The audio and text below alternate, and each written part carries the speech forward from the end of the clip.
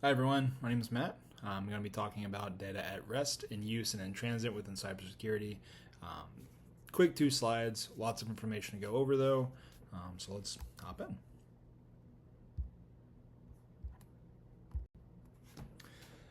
Three types, like I said: data at rest, data in use, and data in transit.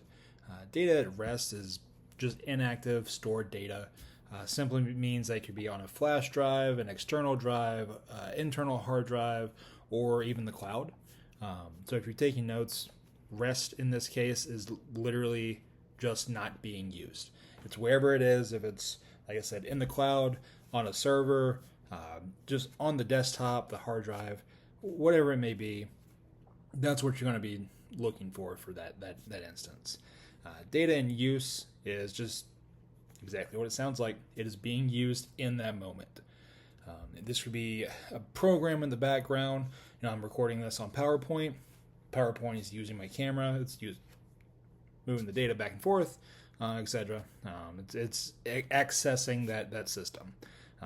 Even if this is a read-only file or something being analyzed to a command prompt, etc. It is just that simple. It's exactly what it sounds like. Data in transmission or transit, it means that it's being moved. So again, this part is just referring to the actual movement of data between two or more locations. So this is going to be everything from emails, web browsing, like I said, moving that file from the hard drive to a flash drive, etc. It's very straightforward. It is what it is. But the difficulty comes in securing that data. So a couple strategies for that. There are kind of endless strategies for these things. No one strategy is going to work the best for every application. It's going to be what it's up to the business and what works best for them. So in the long run, again, no one good solution. All of them are great. It's just you got to find the one that works best. My recommendation for securing data at rest is just a full disk encryption. It's one good password. Keeps the data unreadable. It's going to be nobody's going to be able to use it if they get in somehow through a password cracker, unless that password cracker does finally get the password, and then of course they're in, they can use it. So again, multiple different ways. I think that this is the easiest one to do. I'm just going to keep anybody that has that password access to that data, and anyone who doesn't have it. Securing data in use. Access control. Access control is super simple.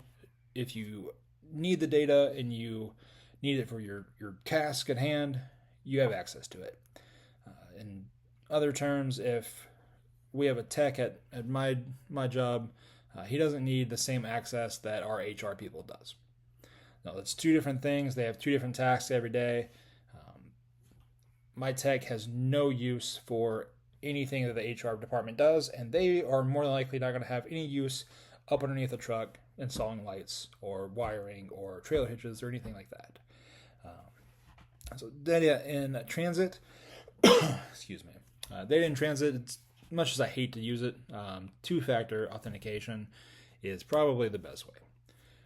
It's going to provide you a kind of a safe way when you're moving that data. So if you're having to put in a password and then, say you have to be sent that code, email, text message, as long as you have access to that, is going to prove that you are who you are and is going to give you permission to have that data. Overall, super easy, super quick, super simple, but it is kind of a pain to use when you don't have to necessarily have those extra steps, as if that makes sense. But that is all I have. Thank you for watching, and maybe catch you again.